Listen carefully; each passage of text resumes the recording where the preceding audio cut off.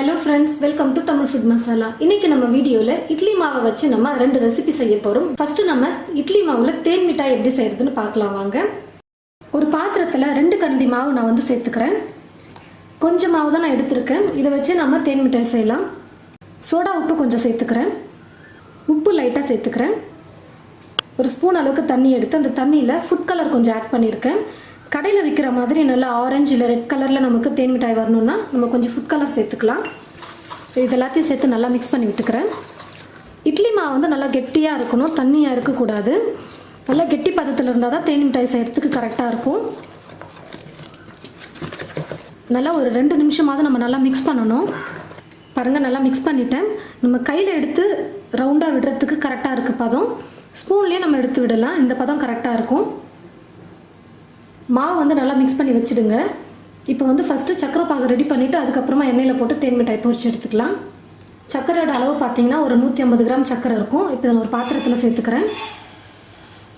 இப்போ இதுலேயே 1 டம்ளர் அளவுக்கு நான் தண்ணி சேர்த்துக்கிறேன்.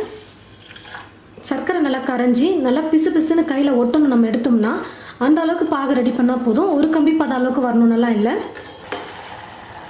பாருங்கள், சக்கரை பாகு வந்து கொஞ்சம் கெட்டியாக இருக்குது. ஒரு கம்பி பதம்லாம் வர வேணாம், சும்மா நம்ம கையில் வந்து ஒட்டினா நல்லா பிசு பிசுன்னு ஒட்டணும், அந்த அளவுக்கு இருந்தால் போதும். இப்போ வந்து ஒரு 1/2 ஸ்பூன் அளவுக்கு நான் வந்து லெமன் வந்து பிழிஞ்சிக்கிறேன். பாகு வந்து கெட்டியாகாமல் இருக்கும், அதுக்காக மிக்ஸ் பண்ணி விட்டுட்டு இப்போ நான் ஸ்டவ் ஆஃப் பண்ணிக்கிறேன். இந்த மாதிரி கொஞ்சம் அகலமாக இருக்கிற கடாயை எடுத்துக்கிட்டு கடாயில் கொஞ்சம் எண்ணெய் ஊற்றி வச்சுட்டு நம்ம நல்லா சூடு பண்ணிக்கலாம். எண்ணெய் நல்லா சூடு இருந்ததுக்கப்புறமா தீயை வந்து குறைச்சி வச்சுருங்க. லோ ஃப்ளேமில் தான் இருக்கணும் தீ வந்து. ஸ்பூன் எடுத்துக்கிட்டு ஸ்பூனில் கூட நம்ம சின்ன சின்னதாக நம்ம எண்ணெயில் போட்டு எடுக்கலாம். அப்படி இல்லை கையில் கூட நம்ம செய்யலாம். கையில் மாவு எடுத்துகிட்டு சின்ன சின்னதாக நம்ம போட்டு எடுக்கலாம். உங்களுக்கு எவ்வளோ சைஸில் வேணுமோ அந்த சைஸ்க்கு நீங்கள் மாவு எண்ணெயில் போட்டு பொரிச்சிடுங்க. பாருங்கள், ஸ்பூனில் போட்டு ரொம்ப பெருசாக போட்டேன். சோடா உப்பு போட்டிருக்கிறதுனால நல்லா எழும்பி வருது.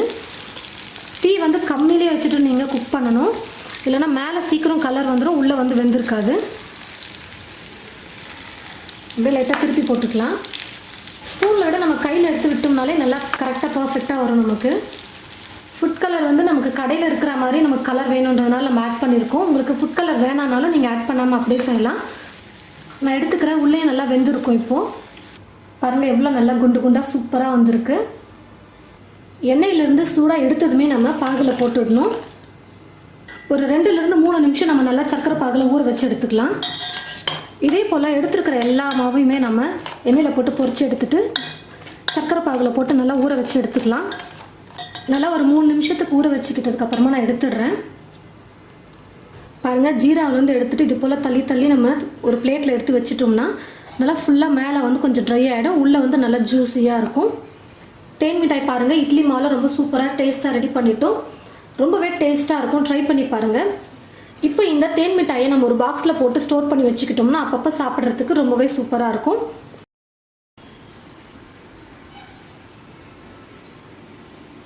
எவ்வளோ நல்லா ஜூஸியாக சூப்பராக இருக்குது பாருங்கள் தேன் மிட்டாய். நல்லா ஜீராலாம் உள்ளே நல்லா இறங்கி நல்லா சூப்பராக வந்திருக்கு. கடையில் வாங்குகிற தேன் மிட்டாய் கூட இந்த அளவுக்கு நல்லா ஜூஸியாக இருக்குமான்னு தெரியல. பாருங்கள், நம்ம வீட்டில் செஞ்சுருக்கிறது நல்லா ஜூஸியாக சூப்பராக வந்திருக்கு. இது போல் நீங்களும் உங்களுடைய வீட்டில் இட்லி மாவு வச்சு தேன் மிட்டாய் செஞ்சு பாருங்கள். அடுத்தது நம்ம இட்லி மாவு வச்சு ஸ்வீட் பணியாரம் எப்படி செய்கிறதுன்னு பார்க்கலாம். ஒரு பாத்திரத்தில் இட்லி மாவு கொஞ்சம் எடுத்துக்கிறேன். பாருங்கள், இந்த சின்ன கரண்டியில் நான் ஒரு 5 கரண்டி நான் வந்து மாவு எடுத்துக்க போகிறேன்.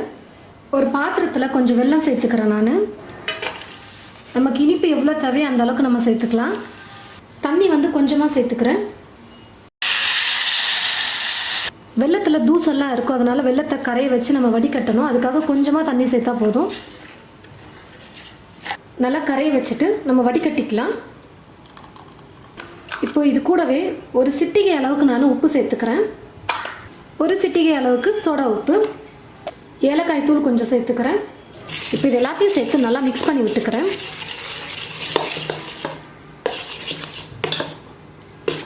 வெல்லம் கரைக்கும் பொழுது தண்ணி மட்டும் கொஞ்சம் பார்த்து சேர்த்துக்கோங்க, இல்லைன்னா ரொம்ப தண்ணி ஆகிடும். இப்போ நான் கரெக்டாக தான் கரைச்சிருக்கேன்.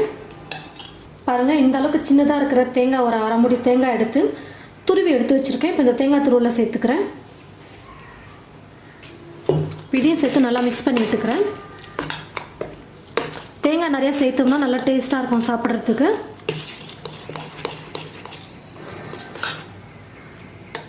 ஸ்டவ் மேலே குழிப்பணியாரக்கல் வச்சுட்டு குழிப்பணியாரக்கல் நல்லா சூடேறினதும் எண்ணெய் சேர்த்துக்கிறேன்.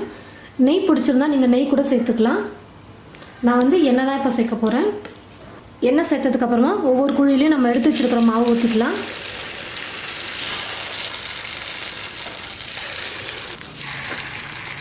ஒரு பக்கம் நல்லா வெந்து பொன்னிறமாக வரட்டும். அதுக்கப்புறம் நம்ம திருப்பி போட்டுக்கலாம். இப்போ நான் இன்னொரு பக்கமும் திருப்பி போட்டுக்கிறேன். ஒரு டைம் எண்ணெய் ஊற்றிட்டா போதும். அதுக்கப்புறம் திருப்பி போட்டதுக்கப்புறம்லாம் நம்ம எண்ணெய் ஊற்றணும்னு அவசியம் இல்லை. ரொம்ப அதிகமாக எண்ணெய் ஆகிடும். அது போல் செஞ்சோம்னா ஒரு முறை நம்ம எண்ணெய் ஊற்றினாலே போதும். இன்னொரு பக்கமும் நல்லா வெந்துருச்சு. இப்போ நான் ஒரு பிளேட்டில் சேஞ்ச் பண்ணிக்கிறேன். இதுக்கும் நம்ம தீ வந்து ஃபுல்லாக வச்சு குக் பண்ணக்கூடாது. ஏன்னா மேலே கலர் வந்துடும், ஆனால் உள்ளே வந்து வெந்திருக்காது.